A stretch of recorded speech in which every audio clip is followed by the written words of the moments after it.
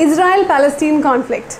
My name is Gayatri, and in this video I will tell you the basics and the history you should know about the Israel-Palestine conflict.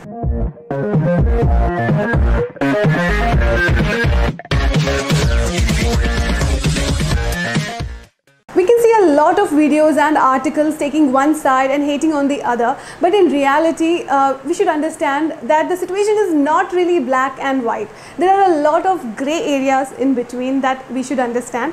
Also, rather than taking a side, let's hope for peace on both sides. My hope is that regardless of your view on who is right in this conflict and who is wrong, you can watch this video and feel like you've gotten an honest, clear guide to the basics of this situation. The Israeli-Palestinian conflict is one of the world's longest running and most controversial conflicts. Even though it looks like it's completely religious in nature, it's not entirely so. It is more like a conflict between two self-determination movements, the Jewish Zionist project and the Palestinian nationalist project. They lay claim to the same territory, and every fact and historical detail, small or large, legitimated by the two sides matter a lot. Israel is the world's only Jewish country located in just east of the Mediterranean Sea, we all know that. Whereas Palestinians, the Arab population that hails from the land Israel now controls, refer to the territory as Palestine and want to establish a country by that name on all or part of the same land. The Israeli-Palestinian conflict is over who gets what land and how it's controlled. Though both Jews and Arab Muslims date their claims to their land back a couple of thousand years, the current political conflict began in the early 1900s. This area was initially occupied by the Ottoman Empire and later by the British rule. Actually, there's a backstory. British wanted to conquer Ottoman area and the Ottoman Empire during World War I, and they promised the Arabs and the Jews this particular area, this Ottoman area, if they helped the British in the war. Which means both people were promised the same area and each of them didn't know the other person was offered the same. In short, it was a kind of deceit from the British side. Well, moving to the Second World War, when Hitler was carrying out the Holocaust, which was the mass murder of the Jews in Germany, Jews fled from Europe and came to this area, this particular area, and wanted to establish a national homeland there. And in this area, what was then an Arab Muslim majority territory in the Ottoman, which was later the British Empire. This was according to the Balfour Declaration by the British, like it was a promise given to them.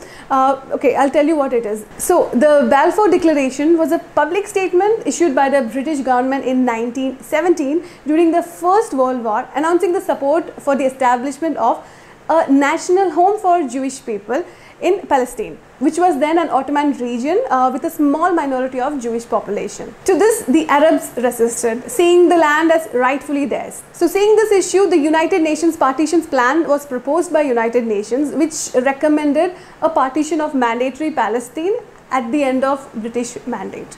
The resolution recommended creation of an independent Arab and Jewish states and a special international regime for the city of Jerusalem, because both of them wanted Jerusalem, or both of them said that they owned Jerusalem. Israel had agreed to this, but soon this plan or this treaty failed because the Arab nations who got independence at that time, they got together with Palestine and started a war against Israel.